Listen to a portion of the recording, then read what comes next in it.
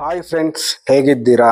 ದೇವರ ಪರಿಶುದ್ಧ ನಾಮಕ್ಕೆ ಸ್ತೋತ್ರವಾಗಲಿ. ಈ ದಿನ ನಾವು ಆದಿಕಾಂಡ ಪುಸ್ತಕದ ಬಗ್ಗೆ ನಾವು ಬ್ರೀಫ್ ಆಗಿ ನೋಡೋಣ. ನೋಡಿ, ಕಳೆದ ವಿಡಿಯೋದಲ್ಲಿ ನಾವು ಸತ್ಯವೇದದ ಕುರಿತಾಗಿ ಅಂದ್ರೆ ಬೈಬಲ್ನ ಕುರಿತಾಗಿ ಹೊಸ ಒಡಂಬಡಿಕೆ ಮತ್ತು ಹಳೆ ಒಡಂಬಡಿಕೆಯಲ್ಲಿ ಮುಖ್ಯವಾದ ಅಂಶಗಳು, ಅದರಲ್ಲಿ ಯಾವ್ಯಾವ ಪಾಯಿಂಟ್ಸ್ ಬರುತ್ತೆ ಎಂಬುದಾಗಿ ವಿಡಿಯೋ ಮಾಡಿ ಅಪ್ಲೋಡ್ ಮಾಡಿದ್ದೇನೆ. ನೋಡಿ, ಈ ವಿಡಿಯೋ ಆದ ನಂತರ ನೀವು ಅದನ್ನು ಸಹ ನೋಡ್ಬೋದು. ನೋಡಿ, ಈ ದಿನ ನಾವು ನೋಡೋಣ ಆದಿಕಾಂಡ ಪುಸ್ತಕದ ಬಗ್ಗೆ ಬ್ರೀಫ್ ಆಗಿ ಮೈನ್ ಪಾಯಿಂಟ್ಸ್ ಯಾವ್ದಾವ್ದಿದೆ ಎಂಬುದಾಗಿ ನೋಡೋಣ. ನೋಡಿ, ನೀವು ಬೈಬಲ್ ಓದುವಂತ ಸಂದರ್ಭದಲ್ಲಿ ನಾನು ಇವತ್ತು ಹೇಳುವ ಈ ವಿಡಿಯೋದಲ್ಲಿ ಪಾಯಿಂಟ್ಸ್ ಅನ್ನು ನೀವು ಜ್ಞಾಪಕದಲ್ಲಿ ಇಟ್ಟುಕೊಂಡು ನೀವು ಓದುವಂತ ಸಂದರ್ಭದಲ್ಲಿ ಬೈಬಲ್ ನಿಮ್ಗೆ ಸ್ಪಷ್ಟವಾಗಿ ಅರ್ಥ ಆಗುತ್ತೆ. ಆದಿಕಾಂಡ ಪುಸ್ತಕದಲ್ಲಿ ನಾವು ನೋಡುವಂತ ಸಂದರ್ಭದಲ್ಲಿ creation chapter 1 to 2, the creation of word and the humanity. ನೋಡಿ, ಆದಿಕಾಂಡ ಪುಸ್ತಕದಲ್ಲಿ 1ನೇ ಅಧ್ಯಾಯ ಮತ್ತು 2ನೇ ಅಧ್ಯಾಯ ನೋಡುವಂತ ಸಂದರ್ಭದಲ್ಲಿ ನೋಡಿ, ನಾವು ನೋಡುವಂತ ಈ ಭೂಮಿ, ಆಕಾಶ, ಸೂರ್ಯ, ಚಂದ್ರ, ನಕ್ಷತ್ರಗಳು ಮತ್ತು ಗಿಡ, ಮರ, ಪ್ರಾಣಿಗಳು, ಎಲ್ಲಾ ರೀತಿಯಾದ ಕೀಟಗಳು, ಎಲ್ಲಾ ರೀತಿಯಾದ ಹುಳಗಳು, ಎಲ್ಲಾ ರೀತಿಯಾದ ಆಕಾಶದಲ್ಲಿ ಹಾರಾಡುವ ಪಕ್ಷಿಗಳು, ಸಮುದ್ರದಲ್ಲಿರುವ ಮೀನುಗಳು, ಇವುಗಳನ್ನೆಲ್ಲ ದೇವರು ಸೃಷ್ಟಿ ಮಾಡಿರುವಂತ ಒಂದು ಕಾರ್ಯವನ್ನು 2 ಚಾಪ್ಟರ್ ಅಲ್ಲಿ ನೋಡಬಹುದು. The chapter 3 to 5, the disobedience of Adam and Eve and its consequences. ನೋಡಿ, ಚಾಪ್ಟರ್ 3ರಿಂದ 5ನೇ ಅಧ್ಯಾಯದವರೆಗೂ ನಾವು ನೋಡುವಂತ ಸಂದರ್ಭದಲ್ಲಿ ನೋಡಿ, ಮೊದಲು ದೇವರು ಸೃಷ್ಟಿ ಮಾಡಿರುವಂತ ಆದಾಮನು ಮತ್ತು ಅವಳನ್ನು ಚರಿತ್ರೆಯನ್ನು ಈ ಪುಸ್ತಕದಲ್ಲಿ ನೋಡಬಹುದು. ನೋಡಿ, ಇಲ್ಲಿ ನೋಡುವಂತ ಸಂದರ್ಭದಲ್ಲಿ ಇವರಿಬ್ಬರು ನೋಡಿ ದೇವರಿಗೆ ಅವಿಧೇಯರಾಗ್ತಾರೆ. ದೇವರು ಹೇಳ್ತಾರೆ ಈ ರೀತಿಯಾಗಿ ಮಾಡಬೇಡಿ ಎಂಬುದಾಗಿ, ಆದರೆ ದೇವರು ಹೇಳಿದ್ದನ್ನು ಕೇಳದೆ ಇವರು ಅವಿಧೇಯರಾಗಿ ಒಂದು ದೇವರಿಗೆ ವಿರುದ್ಧವಾದ ಕಾರ್ಯ ಮಾಡ್ತಾರೆ. ಆಗ ದೇವರ ಶಾಪವು ಇವರ ಮೇಲೆ ಇಳಿದು ಬರುತ್ತೆ. ನಂತರ ನೋಡುವಂತ ಸಂದರ್ಭ ಪಾಪವು ಇವರಲ್ಲಿ ಪ್ರವೇಶ ಮಾಡುತ್ತೆ. ನೋಡಿ, ಪಾಪವು ಇವರಲ್ಲಿ ಪ್ರವೇಶ ಮಾಡಿದ ನಂತರ ದೇವರ ಶಿಕ್ಷೆಯು ಇವರಿಗೆ ಬರುತ್ತೆ. ಅನಂತರ ನೋಡಿ, ಏದೇನ್ ತೋಟದಿಂದ ದೇವರು ಇವರನ್ನು ಆಚೆ ತಳ್ತಾರೆ. ನಂತರ ನೋಡುವಂತ ಸಂದರ್ಭದಲ್ಲಿ ನೋಡಿ, ಇವರಿಗೆ 2 ಮಕ್ಕಳು ಹುಡ್ತಾರೆ, ಕಯಿನು ಮತ್ತು ಹೇಬೇಳ ಎಂಬುದಾಗಿ. ನೋಡಿ, ಕಯಿನನು ಹೇಬೇಲನು ಇಬ್ಬರು ದೇವರಿಗೆ ಒಂದು ಕಾಣಿಕೆಯನ್ನು ತೆಗೆದುಕೊಂಡು ಬರ್ತಾರೆ. ಆದರೆ ದೇವರು ನೋಡಿ ಹೇಬೇಲನ ಒಂದು ಅರ್ಪಣೆಯನ್ನು ಸ್ವೀಕರಿಸಿದಾಗ ಅಣ್ಣನಾಗಿರುವಂತಹ ಕಯ್ಯನನಿಗೆ ತಮ್ಮನ ಮೇಲೆ ಕೋಪ ಬಂದು ಆತನನ್ನು ಕೊಲೆ ಮಾಡ್ತಾನೆ. ನಂತರ ನೋಡಿ, ಈ ಶಿಕ್ಷೆಯು ಸಹ ಅವರ ಮೇಲೆ ಬಂದು ದೇವರ ಒಂದು ಶಾಪಕ್ಕೆ ಇವರು ಗುರಿಯಾಗ್ತಾರೆ. The flood chapter 6 to 9, the story of Noah and great flood. ನೋಡಿ, 6ನೇ ಅಧ್ಯಾಯದಿಂದ 9ನೇ ಅಧ್ಯಾಯದವರೆಗೂ ನೋಡುವಾಗ ನೋಡಿ, ಒಂದು ಪ್ರಳಯವು ಬರುತ್ತೆ. ಪ್ರಳಯವು ಅಂದ್ರೆ 40 ದಿನ ರಾತ್ರಿ ಹಗಲು ಮಳೆ ಬಂದು ದೇಶದಲ್ಲಿರುವ ಎಲ್ಲಾ ಜನರು, ಎಲ್ಲಾ ಪ್ರಾಣಿ ಪಕ್ಷಿಗಳಿಗೂ ಹಾನಿ ಉಂಟಾಗುತ್ತೆ. ನೋಡಿ, ಈ ಚಾಪ್ಟರ್ ಅಲ್ಲಿ ನೋಡುವಾಗ ಒಬ್ಬ ವ್ಯಕ್ತಿ ಮಾತ್ರ, ನೋವಾಹನು ಮತ್ತು ಆತನ ಕುಟುಂಬದವರು ಮಾತ್ರ ದೇವರಿಗೆ ವಿಧೇಯರಾಗಿ ನಡೆಯುವಂತ ಸಂದರ್ಭದಲ್ಲಿ ದೇವರು ಇವರ ಕುಟುಂಬವನ್ನು ಅದ್ಭುತವಾಗಿ ಕಾಪಾಡಿರುವ ಒಂದು ಸಂದರ್ಭವನ್ನು ನೋಡಬಹುದು. The dispersion chapter 10 to 11, the tower of Babel and the scattering of people. Chapter 10 ಮತ್ತು 11ನೇ ಅಧ್ಯಾಯದಲ್ಲಿ ನೋಡುವಂತ ಸಂದರ್ಭದಲ್ಲಿ ಜನರೆಲ್ಲರೂ ಏನ್ ಮಾಡ್ತಾರೆ ಅಂದ್ರೆ, ನಾವು ದೇವರಿಗಿಂತ ಏನು ಕಮ್ಮಿ ಇಲ್ಲ, ನಮ್ಮದೆಲ್ಲ ಒಂದೇ ಭಾಷೆ ಇದೆ, ನಾವು ಒಂದು ದೊಡ್ಡ ಗೋಪುರವನ್ನು ನಿರ್ಮಾಣ ಮಾಡೋಣ ಎಂಬುದಾಗಿ ನಿರ್ಮಾಣ ಮಾಡ್ತಾ ಇರ್ತಾರೆ. ಈ ಸಂದರ್ಭದಲ್ಲಿ ದೇವರು ಇವರು ಮಾಡುವಂತಹ ಕಾರ್ಯಗಳನ್ನು ನೋಡಿ ಅಲ್ಲಿ ಒಂದು ಕನ್ಫ್ಯೂಷನ್ ಅನ್ನು ಕ್ರಿಯೇಟ್ ಮಾಡಿ ಇವರ ಭಾಷೆಗಳನ್ನೆಲ್ಲ ತಾರುಮಾರು ಮಾಡ್ತಾರೆ. ಅಂದ್ರೆ ಎಲ್ಲವನ್ನು ಬೇರೆ ಬೇರೆ ಸಪರೇಟ್ ಮಾಡಿ ಎಲ್ಲರಿಗೂ ಒಂದೊಂದು ಭಾಷೆಯನ್ನು ಕೊಡ್ತಾರೆ. ನೋಡಿ, ನಮ್ಮ ಭಾರತ ದೇಶದಲ್ಲಿ ಅನೇಕ ಭಾಷೆಗಳಿದೆ. ಈ ಭಾಷೆಗಳೆಲ್ಲ ಯಾವ ರೀತಿಯಾಗಿ ಬಂದಿದೆ ಎಂದು ನೋಡುವಂತ ಸಂದರ್ಭದಲ್ಲಿ ಅದಕ್ಕೆ ಬೈಬಲ್ ಸ್ಪಷ್ಟವಾದ ಉತ್ತರವನ್ನು ಕೊಡುತ್ತೆ. ಇದೇ ಸ್ಥಳದಲ್ಲಿಯೇ ದೇವರು ಅನೇಕ ಜನರಿಗೆ ಅನೇಕ ಭಾಷೆಗಳನ್ನು ಕೊಟ್ಟು ಅವರನ್ನು ಚದರಿಸಿದ್ದಾರೆ. ನೋಡಿ, Abraham story chapter 12 to 25, God covenant with Abraham and his journey. ನೋಡಿ, ಅಬ್ರಹಾಮನ ಚರಿತ್ರೆ 12ನೇ ಅಧ್ಯಾಯದಿಂದ 25ನೇ ಅಧ್ಯಾಯದವರೆಗೂ ನಾವು ನೋಡಬಹುದು. ಅಬ್ರಹಾಮನ ಚರಿತ್ರೆಯಲ್ಲಿ ನೋಡುವಂತ ಸಂದರ್ಭದಲ್ಲಿ ನೋಡಿ, ದೇವರು ಅಬ್ರಹಾಮನನ್ನು ಕರೀತಾರೆ.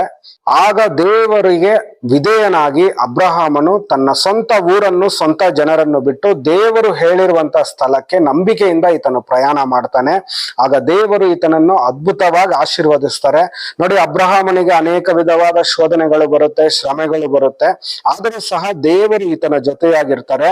ನೋಡಿ, ಅಬ್ರಹಾಮನಿಗೆ 99 ವರ್ಷದಲ್ಲಿ ಒಂದು ಗಂಡು ಮಗುವನ್ನು ಕೊಡ್ತಾರೆ. ನೋಡಿ, ಆತನ ಹೆಸರು ಇಸ್ಸಾಕನು. ನೋಡಿ, ಇದಕ್ಕಿಂತ ಮುಂಚೆ ನೋಡುವಂತ ಸಂದರ್ಭದಲ್ಲಿ ನೋಡಿ, ಅಬ್ರಹಾಮನಿಗೆ ಇಷ್ಮಾಯೇಲ್ ಎಂಬ ಒಂದು ಗಂಡು ಮಗು ಸಹ ಇರ್ತಾರೆ. ನೋಡಿ, ಈತನು ಹಾಗರಲಿಂದ ಹುಟ್ಟಿರುವಂತ ಒಂದು ಸಂತಾನವಾಗುತ್ತೆ. ದೇವರು ಇವರನ್ನು ಸಹ ಆಶೀರ್ವಾದ ಮಾಡುವಂತ ಒಂದು ಚರಿತ್ರೆಯನ್ನು ನೋಡಬಹುದು. The Isaac story, chapter 25 to 27, the life of Isaac and Abram son. ಇಸ್ಸಾಕನ ಚರಿತ್ರೆಯಲ್ಲಿ ನೋಡುವಾಗ ನೋಡಿ, ತಂದೆಯ ಮಾರ್ಗದಲ್ಲಿಯೇ ಇಸ್ಸಾಕನು ಸಹ ನಡೀತಾನೆ. ಆಗ ದೇವರು ಈತನನ್ನು ಅತ್ಯಧಿಕವಾಗಿ ಆಶೀರ್ವಾದ ಮಾಡ್ತಾರೆ. ನೋಡಿ, ಇಸ್ಸಾಕನ ಚರಿತ್ರೆಯಲ್ಲಿ ನೋಡುವಂತ ಸಂದರ್ಭದಲ್ಲಿ ದೇಶವೆಲ್ಲ ಬರಗಾಲ ಇರುತ್ತೆ, ತಿನ್ನಲು ಆಹಾರ ನೀರು ಏನು ಸಿಕ್ಕುವುದಿಲ್ಲ. ಆದರೆ ನೋಡಿ, ದೇವರ ಮೇಲೆ ನಂಬಿಕೆ ಇಟ್ಟು ಇಸ್ಸಾಕನು ಒಂದು ಬಾವಿಯನ್ನು ಕೊರೀತಾನೆ, ಅದರಲ್ಲಿ ನೀರು ಸಿಗುತ್ತೆ. ಆದ್ರೆ ರಾಜನೇ ಈತನ ಒಂದು ಕಾರ್ಯವನ್ನು ನೋಡಿ ಆಶ್ಚರ್ಯ ಪಡ್ತಾರೆ. ದೇವರು ನಿನ್ನ ಜೊತೆಯಾಗಿದ್ದಾರೆ ಎಂಬುದಾಗಿ ಆಶ್ಚರ್ಯ ಪಡ್ತಾರೆ.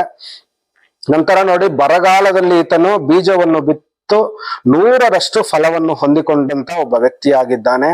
ನೋಡಿ, ನಂತರ ನೋಡುವಾಗ ಈ ಇಸ್ಸಾಕನಿಗೆ 2 ಗಂಡು ಮಕ್ಕಳು ಹುಟ್ಟುತ್ತಾರೆ. Jacob story, chapter 28 to 36, Jacob's experiences and his 12 sons. ನೋಡಿ, ಯಾಕೋಬನು ನೋಡಿ ಸ್ವಂತ ಅಣ್ಣನಾಗಿರುವಂತ ಏಸಾವನಿಗೆ ಮೋಸ ಮಾಡಿ ಆತನು ಭಯ ಬಿದ್ದು ದೇಶವನ್ನು ಬಿಟ್ಟು ತನ್ನ ಸೋದರ ಮಾವನ ಬಳಿಗೆ ಓಡಿ ಹೋಗ್ತಾನೆ. ಅಲ್ಲಿ ನೋಡಿ, ಅಣ್ಣನಿಗೆ ಮೋಸ ಮಾಡಿದ ಯಾಕೋಬನಿಗೆ ಸೋದರ ಮಾವನು ಸಹ ಮೋಸ ಮಾಡಿ 14 ವರ್ಷ ಈತನ ಕೈಯಲ್ಲಿ ಕೆಲಸ ಮಾಡಿಸ್ಕೊಳ್ತಾನೆ. ನಂತರ ನೋಡಿ, ಈ ಯಾಕೋಬನಿಗೆ 12 ಜನ ಮಕ್ಕಳು ಹುಡ್ತಾರೆ. ಈ 12 ಜನರು ಮಕ್ಕಳು ಸಹ ಬರುವಂತ ದಿನಗಳಲ್ಲಿ ಒಂದು ಇಸ್ರಾಯೇಲ್ ಗೋತ್ರವನ್ನು ದೇವರು ಇಲ್ಲಿ ಪ್ರಾರಂಭ ಮಾಡ್ತಾರೆ.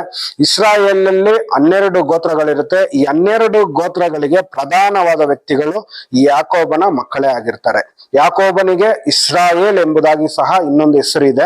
Joseph story, chapter 37 to 50, Joseph rise to power in Egypt and migration of Jacob's family to Egypt.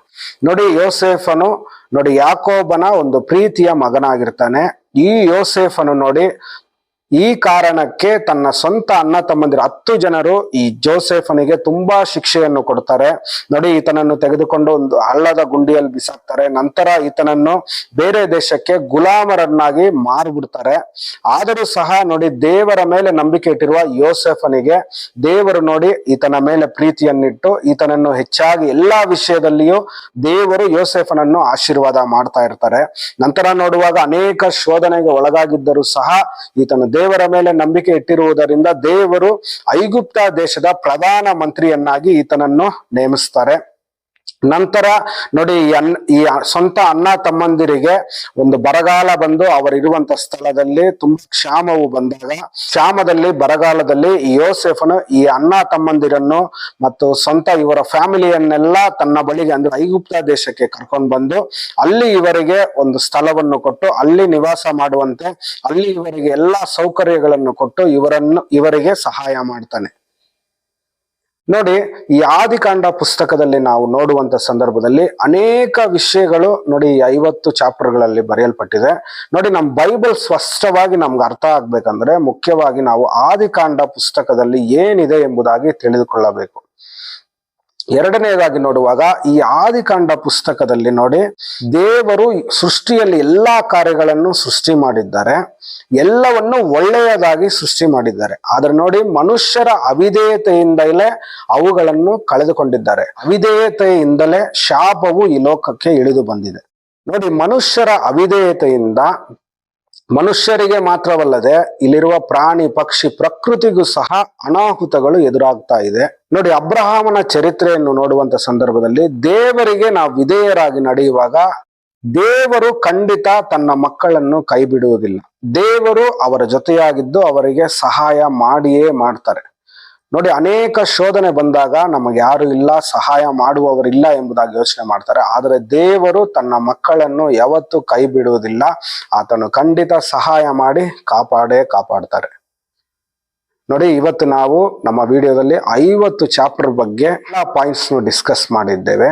ನಿಮಗೆ ಇಷ್ಟವಾದ ಪಾಯಿಂಟ್ ಅನ್ನು ಈ ವಿಡಿಯೋದಲ್ಲಿ ಕಮೆಂಟ್ ಮಾಡಿ.